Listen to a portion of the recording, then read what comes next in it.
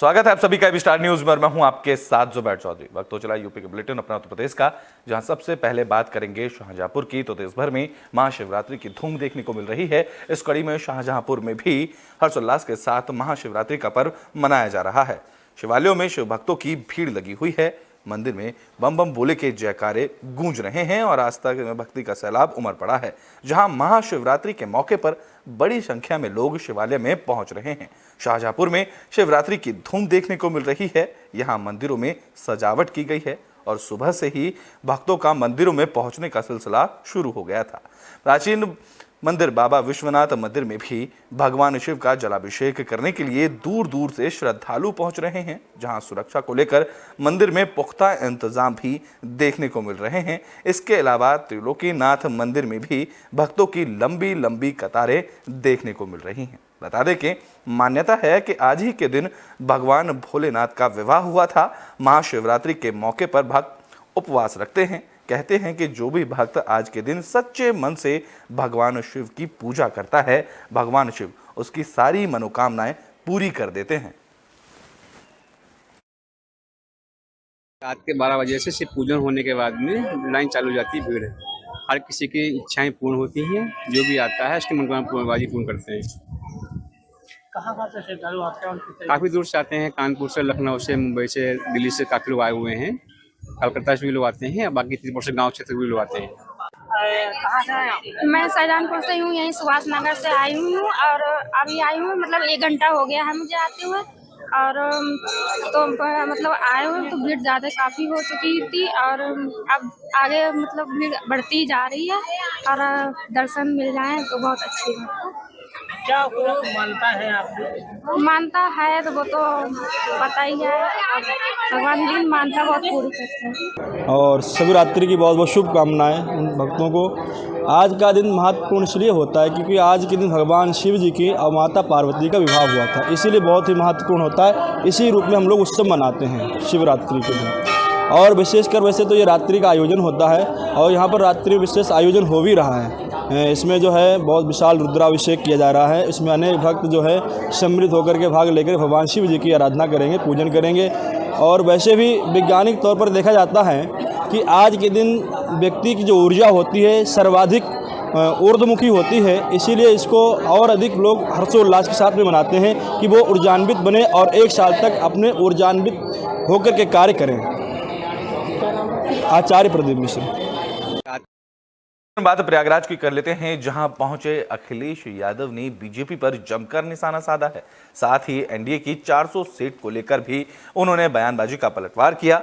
इस दौरान उन्होंने कहा कि पीडीए परिवार ही यूपी में परिवर्तन लाने का काम करेगा। तो समाजवादी पार्टी के अध्यक्ष अखिलेश यादव ने लोकसभा चुनाव को लेकर बड़ा बयान दिया है। उन्होंने कहा है कि इंडिया गठबंधन और इसके साथ जो पीडीए परिवार है वो परिवर्तन लाने का काम करेगा। जो लोग 400 सीटें जीतने का दावा कर रहे हैं उनके दावों में कोई दम नहीं है। इस दौरान अखिलेश यादव ने पेपर लीक मामले को लेकर भी सरकार को घेरा, जहां उन्होंने कहा कि सरकार लोगों को नौकरी नहीं देना चाहती, इसलिए जानबूझकर पेपर लीक करा रही है। उन्होंने कहा कि ये सिर्फ पेपर लीक नहीं हो रहे हैं बल्कि बीजेपी के वोट भी लीक हो रहे हैं। पेपर लीक होने की वजह से हर लोकसभा सीट पर बीजेपी के तकरीबन 2.25 लाख वोट कम हो रहे हैं। कितनी लिखने को मिलती है सोचो। वही सरकार इलेक्टोरल बॉन्ड्स किसने दिए हैं वो एक्सेप्ट नहीं कर पा रही है, स्वीकार नहीं कर पा रही है। और कितने महीने का समय मांग रहे हैं? 6 महीने का समय। इससे बड़ा भ्रष्टाचार कोई नहीं हो सकता है। जो सुप्रीम कोर्ट अगर कोई सूची मांग रहा है उससे सरकार भाग रही हो। अच्छा, पार्टी छोड़ के जा रहे हैं, नाराज हैं। 2 वरिष्ठ नेता आपके संस्थापक सदस्य भी यहाँ के नाराज चल रहे हैं, उनके बारे में उसके साथ बैठ करके चाय पिएंगे तो मामला ठीक होगा। कितनी लिखने को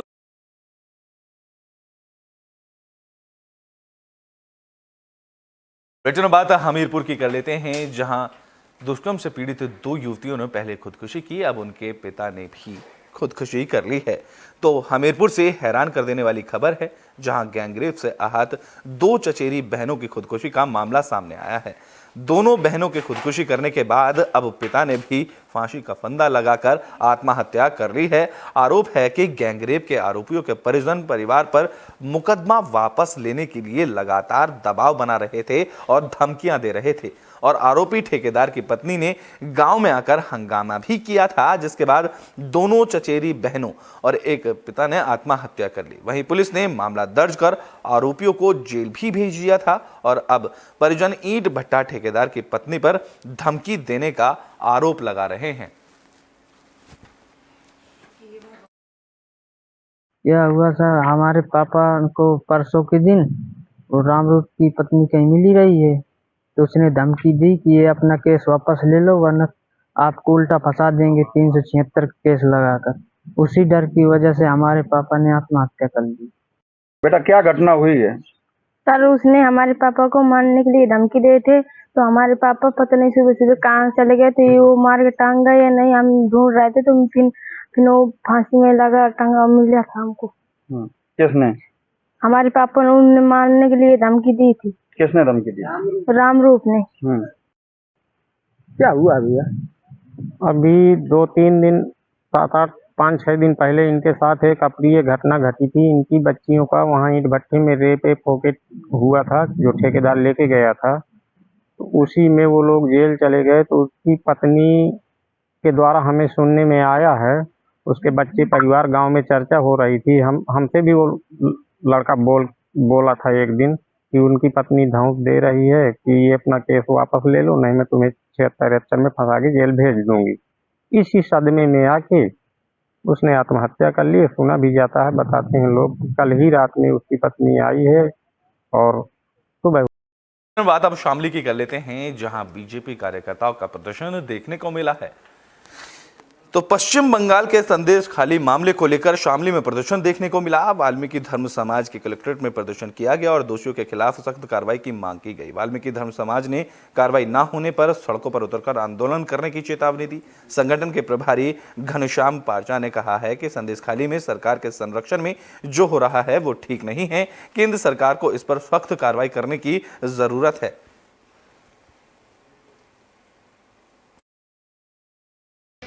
पारचा, प्रभारी वाल्मीकि धर्म समाज, हमारी बहन बेटियों के साथ जो संदेश खली में बंगाल में बलात्कार, अत्याचार, निर्मम हत्याएं हो रही है, हम सब लोग उसके विरोध में इकट्ठा हुए हैं। वे डीएम साहब को ज्ञापन दे रहे हैं। अगर हमारी बहन बेटियों के साथ अत्याचार बंद ना हुआ तो हम लोग सड़कों पर उतर के आंदोलन करेंगे और इसमें हम किसी भी अत्याचार को बर्दाश्त नहीं करेंगे, चाहे हमें कुछ भी करना पड़े। घनश्याम पारचा, प्रभारी वाल्मीकि धर्म समाज, हमारी बहन बेटियों के साथ जो संदेश खली में बंगाल में बलात्कार, अत्याचार, निर्मम हत्याएं हो रही है, हम सब लोग उसके विरोध में इकट्ठा हुए हैं। वे डीएम साहब को ज्ञापन दे रहे हैं। अगर हमारी बहन बेटियों के साथ अत्याचार बंद ना हुआ तो हम लोग सड़कों पर उतर के आंदोलन करेंगे और इसमें हम किसी भी अत्याचार को बर्दाश्त। बात सिद्धार्थनगर की कर लेते हैं, जहां पर भारतीय किसान यूनियन के भानु गुट का प्रदर्शन देखने को मिला है। तो सिद्धार्थनगर के इटवा ब्लॉक में भारतीय किसान यूनियन के भानु गुट ने प्रदर्शन किया। भानु गुट ने सरकार के सामने 7 मांगे रखी हैं। साथ ही उन्होंने कहा है कि इससे पहले जितनी भी मांगे रखी गई थी उन्हें भी पूरा किया जाए। भारतीय किसान यूनियन के भानु गुट का कहना है कि बलरामपुर नहर की पटरियां और नालियां टूटी हुई हैं, जिससे किसानों को सिंचाई के लिए पानी नहीं मिल पाता है, इसलिए इसकी मरम्मत होना जरूरी है। इसके अलावा आवारा पशु भी फसल को नुकसान पहुंचा रहे हैं, जिसके कारण किसानों को रात भर जागकर खेतों की रखवाली करनी पड़ती है। भारतीय किसान यूनियन के भानु गुट ने मांगे पूरी न होने पर कार्यालय में तालाबंदी कर घेराव करने और सड़क जाम करने की चेतावनी दी है।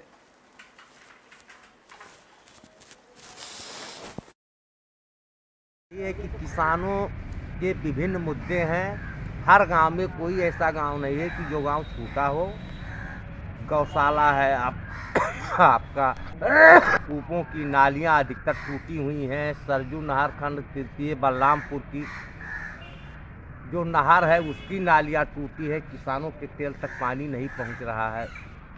खेत में जो गौशाला है, गौशाला के पशु निराश्रित वो घूम रहे हैं, फसल बर्बाद कर रहे हैं। सरकार के यहाँ उस पर धन आवंटन हो रहा है, सब धनदेय भी हो रहा है, लेकिन किसानों को उसके लिए निजात नहीं मिल रहा है। ये कि किसान बात मुजफ्फरनगर की कर लेते हैं, जहां बोर्ड परीक्षा देने आए 9 छात्रों को गिरफ्तार किया गया। तो मुजफ्फरनगर में बोर्ड परीक्षा देने आए 9 छात्रों को गिरफ्तार किया गया है। दरअसल चेकिंग के दौरान इन छात्रों के पास अवैध हथियार मिले। ये मामला खतौली के जैन इंटर कॉलेज का है। दरअसल बोर्ड परीक्षा का आखिरी पेपर था और छात्रों के 2 गुटों के बीच संघर्ष होना था। अवैध हथियार बरामद करने के बाद शिक्षक ने सभी छात्रों को पुलिस को सौंप दिया।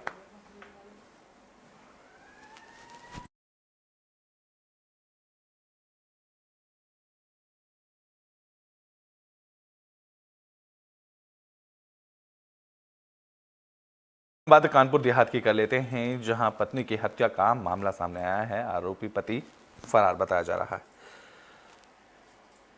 तो कानपुर में एक पति ने शक के चलते पत्नी की हत्या कर दी। इस घटना के बाद इलाके में हड़कंप मच गया। मामले की जानकारी मिलने के बाद टीम मौके पर पहुंची। पुलिस ने फॉरेंसिक टीम की मदद से सबूत जुटाए, जिसके बाद पुलिस ने फरार पति को गिरफ्तार कर लिया है। बिटिया को मारा, गुजरात से आया दमान, यहाँ से फैक्ट्री से लुआ करके और पकड़ करके वहाँ पे मारपीट की। बिटिया आपकी कहाँ काम करती थी? जामा में। अच्छा, कब से वो मतलब आपके पास रह रही थी और कितने दिनों से? 5-6 महीना साल भर। थाना अकबरपुर में शहजादपुर एक एरिया पड़ता है, वहाँ पर 35 वर्षीय रूबी का शव मिला हुआ है, जो अजीत की वाइफ हैं। अजीत नौनापुर भोगनीपुर का रहने वाला है, जो गुजरात मौरवी में मजदूरी का कार्य करता है, और उसके द्वारा ये एक्सेप्ट किया गया है कि उसे कुछ पत्नी के चरित्र पे शक था, जिसके आधार पर कल शाम उसने इस घटना को कारित किया है। प्राथमिक रूप से जो फॉरेंसिक टीम और सारे उच्चाधिकारी ने मौके को देखा तो उससे मृत्यु का कारण प्रथम दृष्टया थ्रोटलिंग लग रही है।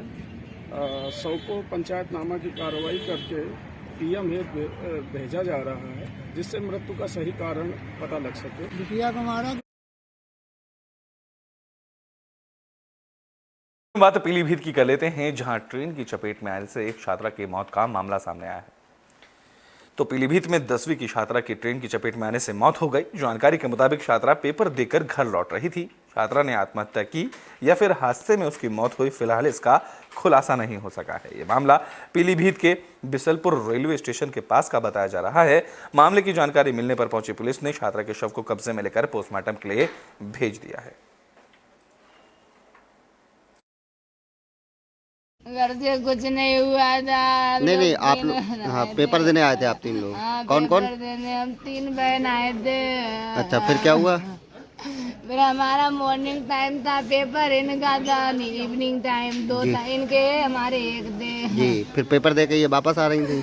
इनने 1 पेपर दे दिया, फिर बाद में पता नहीं खाने उन्हें गई होंगी कुछ चीज। तभी क्या हुआ? हमें नहीं पता। हम तो टुक में थे। किस क्लास में पढ़ती है? हाई स्कूल में पढ़ते हैं। आखिरी में बात फिरोजाबाद की कर लेते हैं, जहां ट्रक से बिजली का तार टच हुआ। इस दौरान ट्रक में भयंकर आग लग गई। तो फिरोजाबाद में बिजली का तार टच होने की वजह से एक ट्रक में आग लग गई। ट्रक में मौजूद क्लीनर ने कूदकर अपनी जान बचाई। ये मामला रामगढ़ थाना इलाके के रेपुरा का बताया जा रहा है। जानकारी के मुताबिक ट्रक चालक रेपुरा में ट्रक खड़ा कर अपने घर चला गया था। जैसे ही वो वापस लौटा, उसने ट्रक के कैबिन में आग की लपटें निकलती देखी। इस मामले की जानकारी मिलने पर पहुंची फायर ब्रिगेड की टीम ने आग पर काबू पाया। ट्रक में आग ऐसे लगी सर कि ये चिनौरा की तरफ से इधर गांव में प्रवेश हुआ। तो यहाँ पे ही हम खड़े हुए हैं अभी। तो ये 11 के तार हैं, यहाँ पर ये टकरा के गया गांव के अंदर गया। तो ये खड़ी करके अपने घर चला गया। कुछ लोग आलों ने देखी धुआं उठ रहा है इसमें से। तो ये ड्राइवर घर से आया तो अपनी गाड़ी स्टार्ट करके हमने की गांव से बाहर निकाल। तो ये फिर हम उसरा की तरफ इधर ले आए, तो वहाँ के दमकल आई, गाड़ी बुझाई आग और सारा माल बाहर निकाला। थोड़ा नुकसान भी हुआ है, ट्रक में आग। के बुलेटिन अपना उत्तर प्रदेश में भी के लिए बस इतना ही। देश और दुनिया की तमाम खबरों के लिए देखते रहें एबी स्टार न्यूज़।